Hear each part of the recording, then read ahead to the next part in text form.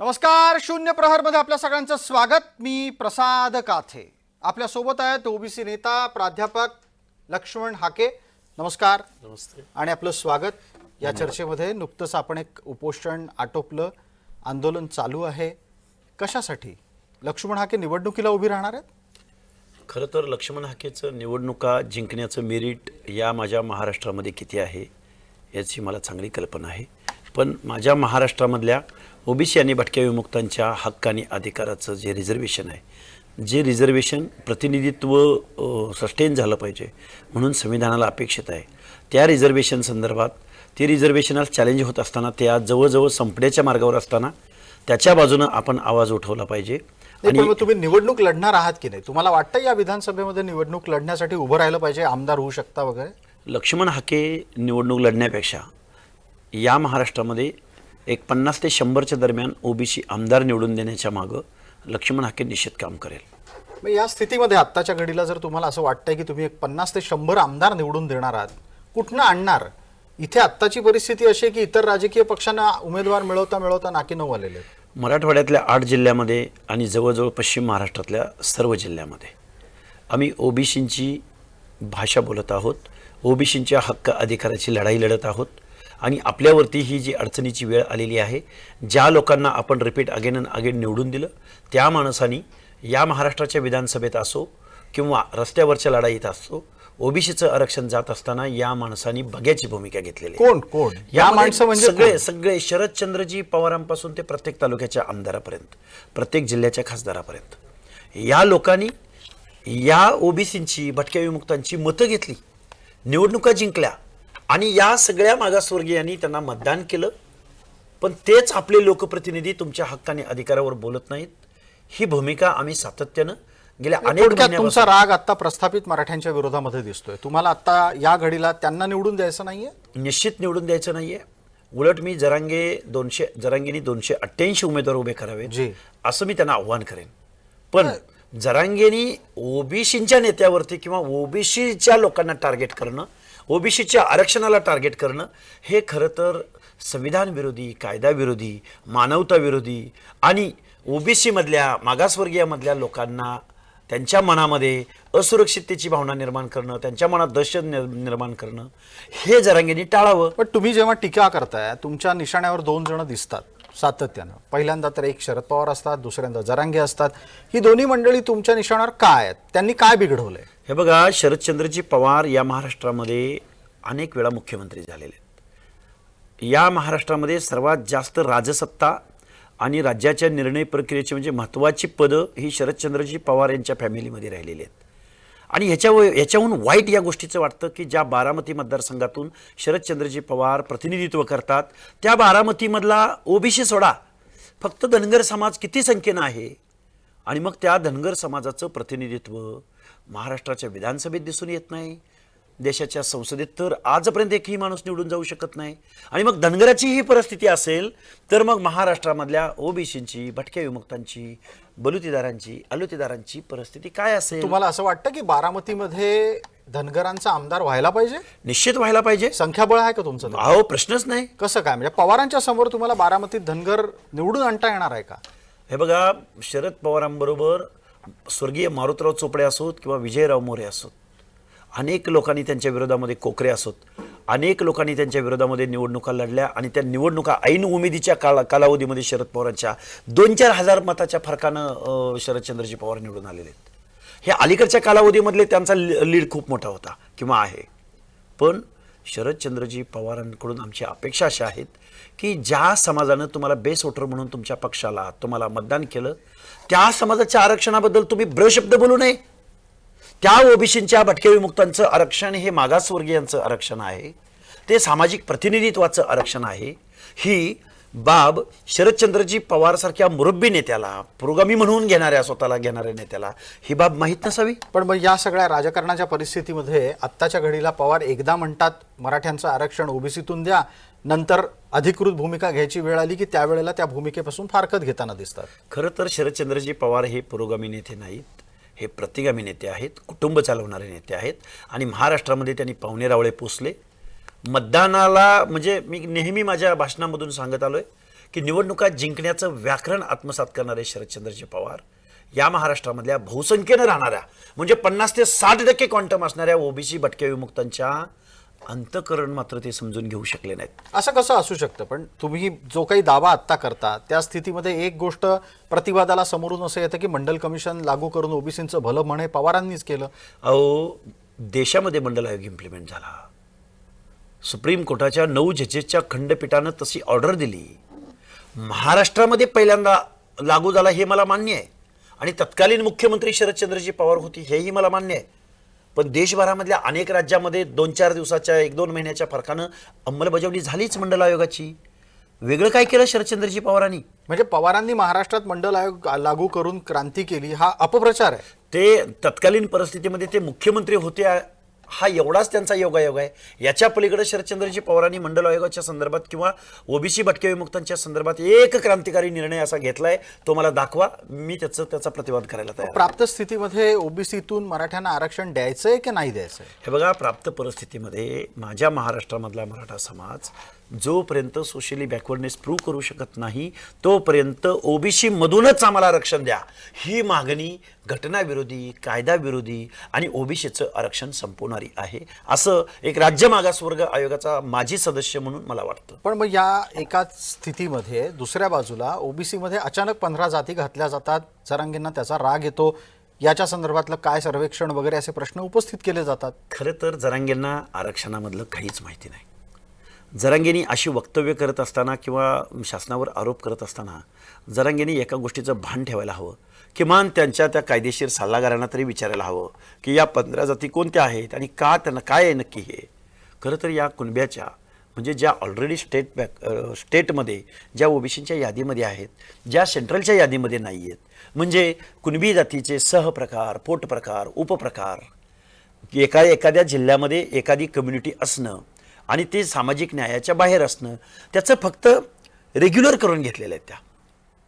आणि जरांगे म्हणजे जे राज्य सूचित होते ते केंद्र सूचीमध्ये सूचीत गेले. include हे केलं सगळं करत असताना स्वतः धनगर असलेल्या हाकेंना स्वतःच्या जातीचे प्रश्न सोडवता येत आहेत का? धनगर ओबीसी मध्ये नाहीये, राष्ट्रीय सूचीमध्ये ओबीसी मध्ये नाहीये, या एनटी मध्ये आहे. एनटी हा वेगळा प्रवर्ग फक्त शिक्षण आणि नोकरीच्या एंट्री पॉईंटला आहे. लोकल बॉडीजमध्ये धनगर हा ओबीसी मध्येच आहे आणि ते जे काही 11-12% रिझर्वेशन आहे ते 27% अंतर्गतच आहे. माझा दावा असा आहे, महाराष्ट्रातल्या सगळ्या तमाम लोकांना माझं सांगणं आहे की विजय एनटी हे ओबीसी अंतर्गतच आरक्षण आहे.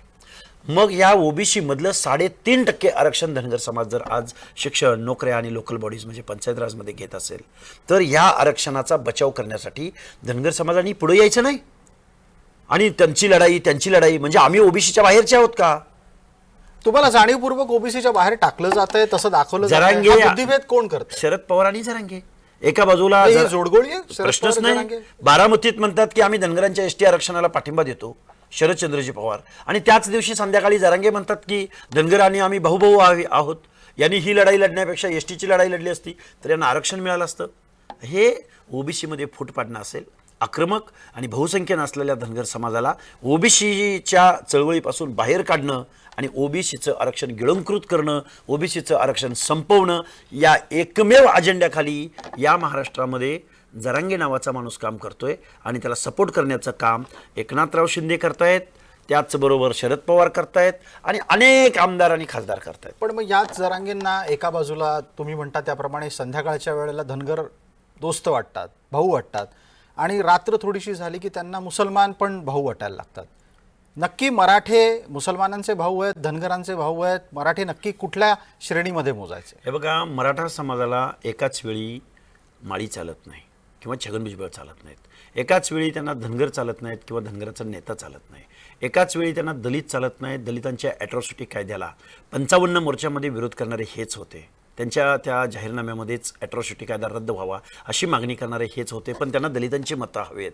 त्याचवेळी जे जरांगे ज्या मिस्टर संभाजी भोसले यांच्याबरोबर युती करू पाहतायत त्याच मिस्टर संभाजी भोसलेंनी विशाळगडावरती जाऊन मुस्लिम समाजाचं प्रार्थनास्थळ पाडत असताना चेतावणी करणारी वक्तव्य, हावभाव, हातवारे तिथं जाऊन उपस्थिती दाखवली. त्यांना मात्र मुसलमानांची मतं हवी आहेत आणि मुसलमानांची मतं हवी आहेत, पण जलिलांचा पराभव हवा आहे. त्यांना दलितांची मतं हवी आहेत, पण बाळासाहेब आंबेडकर किंवा कुठलाही दलित नेता निवडून नाही आला पाहिजे. त्यांना धनगरांची मतं हवी आहेत, भाऊभाऊ म्हणतात, पण त्याच वेळी ते महादेव जानकरांचा पराभव कसा होईल यासाठी ते मिटिंगा घेतात, काम करतात. या सगळ्या प्रश्नांची उत्तरं जरांगेंनी एकदा खुल्या व्यासपीठावरती येऊन द्यावीत. तुम्ही आव्हान देताय? निश्चित देतोय आव्हान. लक्ष्मण हाके आणि जरांगे यांची चर्चा जर सार्वजनिक व्यासपीठावर झाली तर तुम्ही खुल्या दिलानं त्यामध्ये जायला तयार आहात? मी उलट त्यांना आव्हान करतोय की तुमचे प्रश्न ज्या भाषेमध्ये तुम्ही बोलता त्याच भाषेत विचारा, त्याच भाषेमध्ये, म्हणजे एकदम साध्या सोप्या तुम्हाला समजेल अशा भाषेत. रिझर्वेशन म्हणजे काय, ओबीसी म्हणजे कोण, ओबीसीचं नेतृत्व करणारी माणसं म्हणजे कोण, आणि मग या महाराष्ट्रामध्ये आमदार कोण, खासदार कोण, हे सगळ्यांना माहिती आहे. आणि जी कास्ट डॉमिनंट कास्ट आहे, जी कास्ट रूलर कास्ट आहे, ज्या कास्टचा गेल्या शेकडो वर्षापासून या महाराष्ट्राच्या समाज व्यवस्थेवर प्रभाव आहे, ती कास्ट जर मागास कशी असेल किंवा मागास होत नसेल तर तुम्हाला हे बघा या पण ते म्हणतात ना की मराठे सोशली आणि इकॉनॉमिकली बॅकवर्ड झाले, आर्थिक आणि शैक्षणिक दृष्ट्या मागास झालेले आहेत. ते कशामधून कळेल? ज्यावेळी शिक्षणाने नोकऱ्यामधलं ॲडिक्वेट रिप्रेझेंटेशन चेक केलं जाईल तेव्हा. हे कशामधून कळेल? ज्यावेळी तुम्ही लोकल बॉडीजमध्ये किती प्रमाणात तुम्ही प्रतिनिधित्व करता यामधून कळेल. हे कशामधून कळेल? की तुम्ही विधानसभेमधलं तुमचं प्रतिनिधित्व किती किंवा मंत्रिमंडळातली महत्त्वाची खाती कोण सांभाळतं याच्यावरून कळेल. नाही, पण याचा प्रतिवाद होतोच ना की 4-2 मराठे सत्तेत 4-2 आले. नाही, 4-2 मराठे या सत्तेत आले म्हणजे अख्ख्या महाराष्ट्रामधल्या- समाजाचं भलं झालं असं नाही. नाही. या महाराष्ट्रामधल्या 288 पैकी 180 सरासरी आमदार हे मराठा कम्युनिटीचे निवडून जातात. आणि मग 29 मुख्यमंत्र्यांपैकी 29 विधानसभा महाराष्ट्रात अस्तित्वात आल्या. 29 विधानसभांपैकी 22 मुख्यमंत्री हे मराठा समाजाचे निवडून येत असतील तर ही कम्युनिटीचं प्रतिनिधित्व कशात नाही. आणि रिझर्वेशन म्हणजे प्रत्येकाच्या घरात नोकरी आणि प्रत्येकाच्या घरात जेडपी मेंबर आणि प्रत्येकाच्या घरात आमदार खासदार, हे जे जरांगे सांगतायत आपल्या लेकराबाळांचं बघा, आपल्या लेकराबाळासाठी रस्त्यावर या. प्रत्येकाच्या लेकराबाळाला रिझर्वेशनमधून नोकरी मिळते का? प्रत्येकाच्या लेकराबाळाला रिझर्वेशनमधून झेडपी पंचायत मेंबर होता येतं का? रिझर्वेशन पॉलिसीमुळं, ओबीसीच्या रिझर्वेशनमुळं मराठा समाजाच्या पोरांना कारखाने काढता येणार आहेत का? या सगळ्या प्रश्नांची उत्तरं जरांगे नावाच्या माणसानं आम्हाला द्यायला हवी. आता जरांगे राज्यभरात फिरायचं म्हणतायत, ते राज्यभरामध्ये उमेदवार निवडीच्यासाठी कॅम्पेन चालवायचं म्हणतायत. मनोज हाके काय करणार? आता तुम्ही काय करणार? लक्ष्मण हाके काय करणार आहेत? ज्या विधानसभामध्ये जे आमदार जरांगेंचा पाठिंबा घेतील त्या आमदारांना आमचा विरोध असेल. ज्या ठिकाणी मनोज जरांगे सभा घेतील त्या ठिकाणी लक्ष्मण हाके ओबीसीच्या बाजूने सभा घेतील.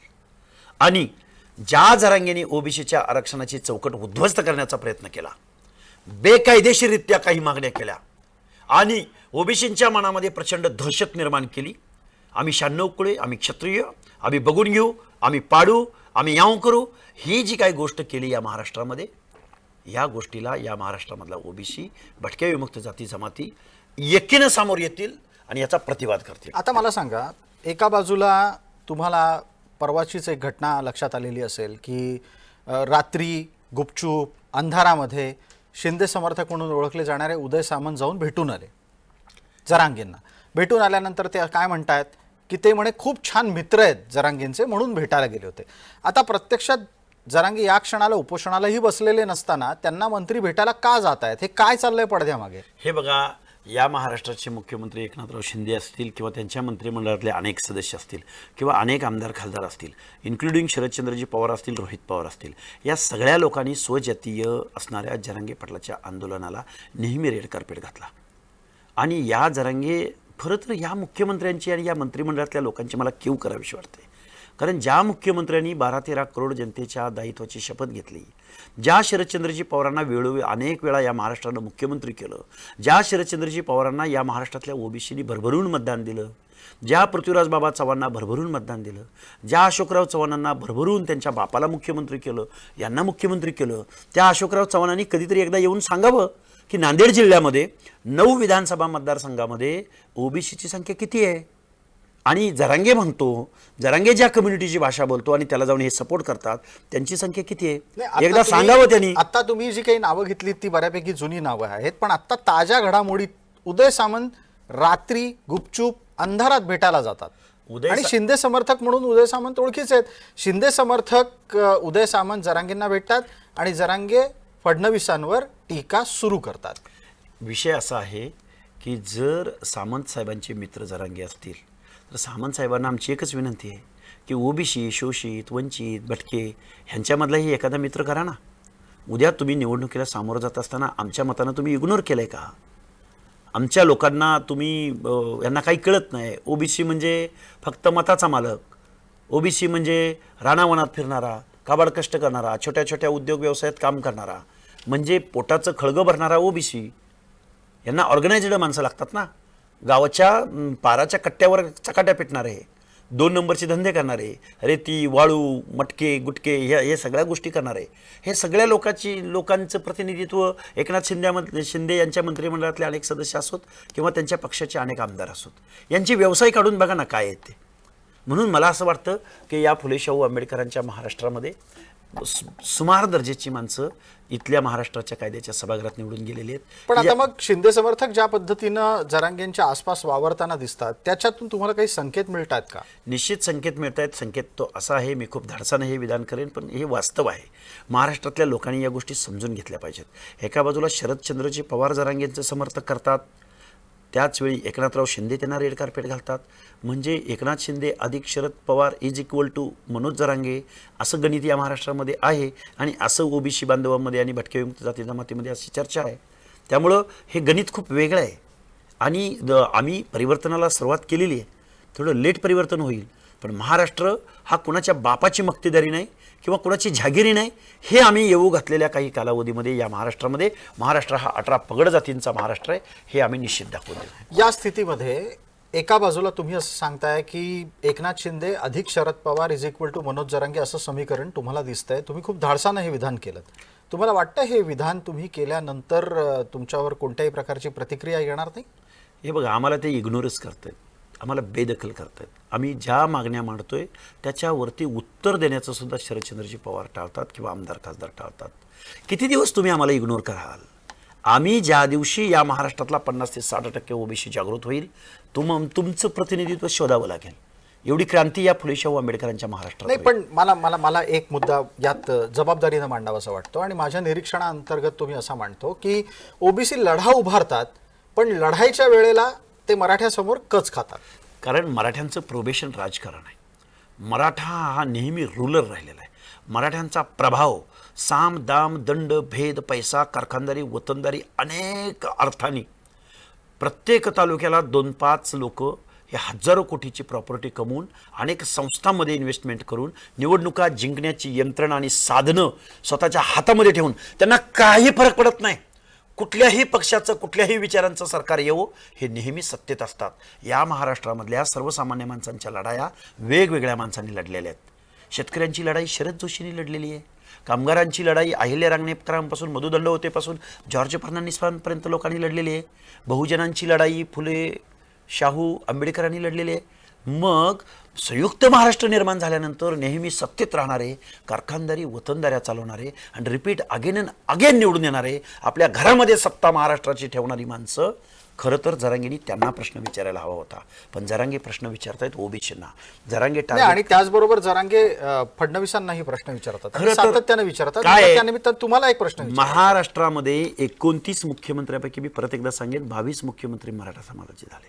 मराठेतर मुख्यमंत्री या महाराष्ट्रात झाला की मराठ्यांच्या आंदोलनाची उचल घेतली जाते किंवा ते आंदोलन सुरू होतात. त्यांना मराठा सोडून त्यांना बाकी या महाराष्ट्रामध्ये कोणीही मुख्यमंत्री चालत नाही. हे वास्तव आहे. त्यामुळे मग ब्राह्मण असला काय किंवा अजून कोण असला काय तो त्यांना मुख्यमंत्री अजिबात चालवत नाही. गावचा सरपंच चालत नाही ओबीसीचा. एखाद्या ओबीसीचा किंवा दलिताची महिला सरपंच झाली तर त्या झेंडावंदन दिवशीची दोरी वाढायचा अधिकार सुद्धा त्या महिलेला असत नाही. हे जात वास्तव आहे. हे वर्ण वर्चस्व येतं या महाराष्ट्रामध्ये आणि त्याच लोकांना मागासवर्गीय आरक्षण हवंय. आत्ताच्या स्थितीत असं दिसतंय चित्र की जरांगे जर समजा शरद पवारांच्या बाजूची भूमिका घेतात, जे तुम्ही निरीक्षण नोंदवलं, जरांगे एका बाजूला एकनाथ शिंदेच्या बाजूची भूमिका घेतलाय, तर मग असं म्हटलं की लक्ष्मण हाके हे फडणवीसांच्या बाजूची भूमिका घेत आहेत. हे बघा, लक्ष्मण हाकेवर एकच आरोप करायला सांगा त्यांना. लक्ष्मण हाके कधी काँग्रेसच्या विजयराव वडेट्टीवारांचे समर्थक आहेत. लक्ष्मण हाके कधी उद्धव बाळासाहेब ठाकरे यांच्या पक्षाचे प्रवक्ते होते, त्यांचे समर्थक म्हणतात. काही वेळा म्हणतात की हे छगनराव भुजबळांचे समर्थक आहेत. आत्ता तर ते म्हणतायत की मी फडणवीसांचा समर्थक आहे.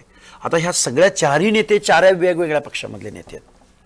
आणि मला असं वाटतं की लक्ष्मण हाके जर चार वेगवेगळ्या पक्षातल्या नेत्याचे समर्थक असतील तर याच्या एवढी आनंदाची बाब कुठली असू शकते? खरा लक्ष्मण हाके कसा आहे आणि कोणाचा समर्थक आहे? खरा लक्ष्मण हाके या महाराष्ट्राच्या गावगड्यामधल्या ओबीसी आणि भटक्या विमुक्तांची अजगराप्रमाणे लोकसंख्या असणारा पण निश्चित पडून राहिलेल्या माणसांच्या हक्क अधिकाराला त्यांच्या प्रतिनिधित्वासाठी झटणारा, झगडणारा, गेली अनेक वर्ष महाराष्ट्राच्या वाड्या वस्त्यावरती फिरणारा, तिथं मुक्काम करणारा, त्यांच्यामध्ये जाणारा, अनेक लेख लिहिणारा हा लक्ष्मण हाके.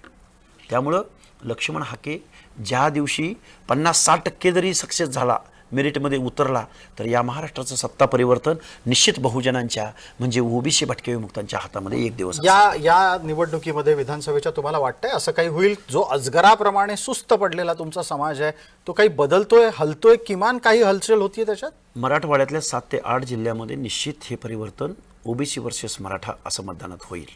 पण पश्चिम महाराष्ट्रामधला जर ओबीसी कधी काळी जागा झाला तर मग मात्र महाराष्ट्राचं राजकारण हे खऱ्या महाराष्ट्रीयांच्या, मराठी माणसांच्या, खऱ्या छत्रपती शिवरायांच्या रयतेच्या हातात येईल.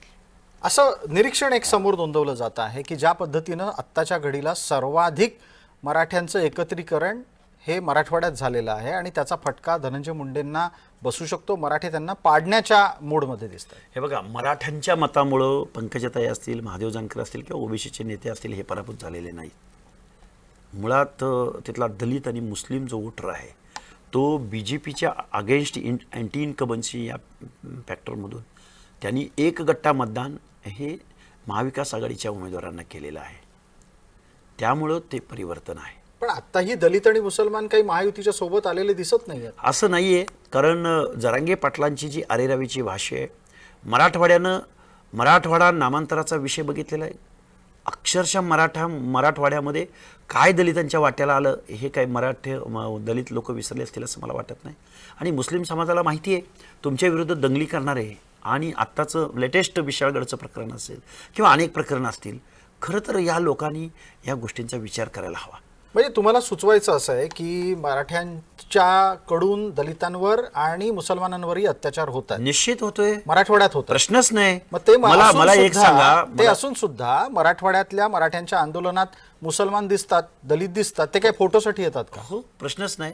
कारण त्यांचे जे 56 मोर्चामध्ये ओबीसी सामील होता ना. 56 मोर्चांना पाणी कोणी वाटलं, 56 मोर्चांना गाड्या कोणी पुरवल्या, 56 मोर्चामध्ये लोक कोण सामील झाली? ओबीसींना भाबड्या माणसांना असं वाटायचं की चला हे आरक्षण मागतायत, वेगळं मागतायत, ओबीसी मधून मागत नाही तर यांनाही मिळालं पाहिजे.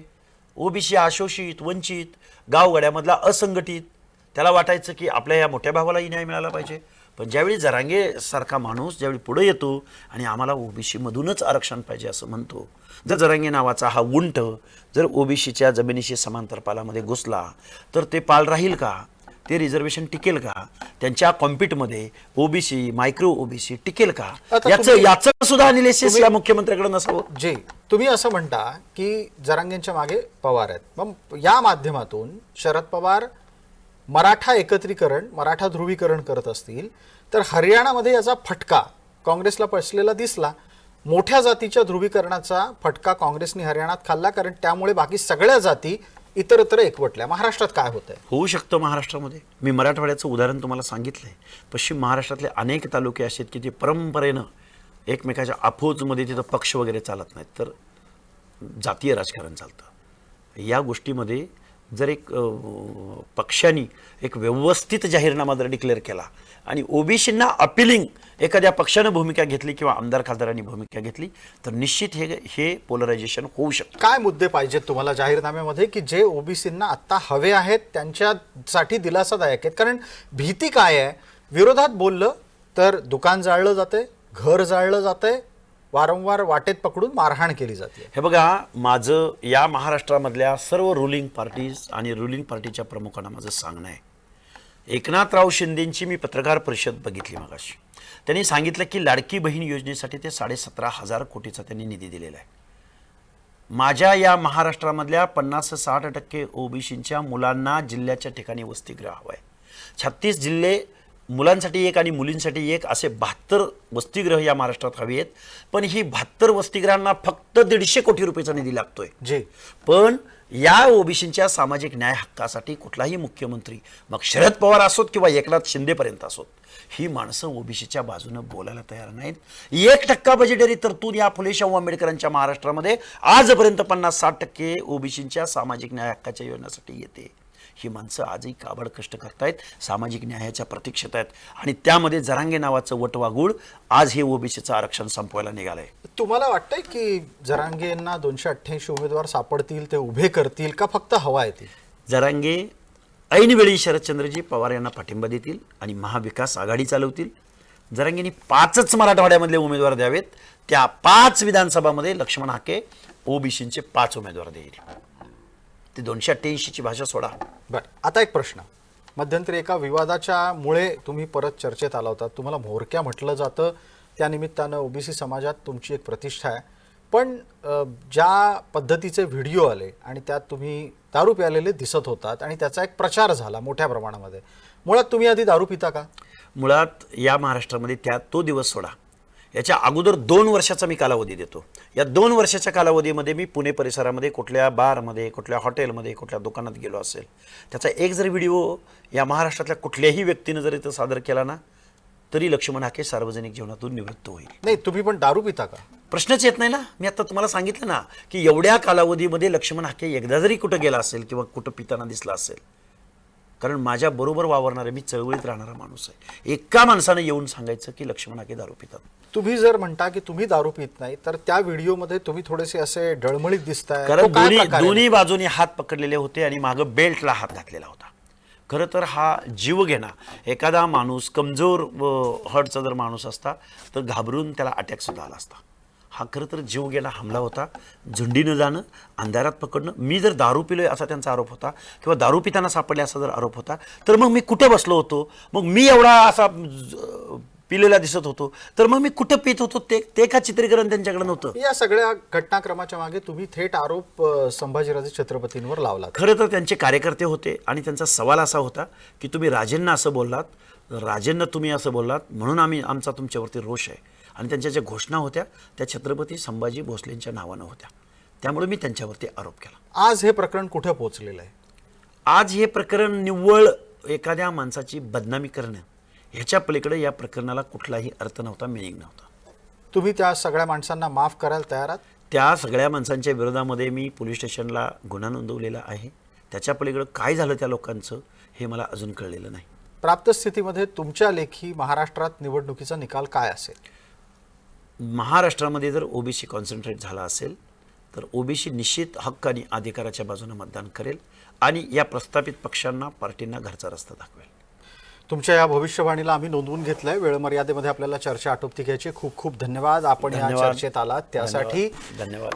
तर हे होते लक्ष्मण हाके. त्यांच्या या निरीक्षकांच्या सह आपल्याला ही चर्चा इथेच आटोपती घ्यायची आहे. शून्य प्रहरमध्ये तुर्तास इतकंच. आपण पाहत रहा फक्त जय महाराष्ट्र.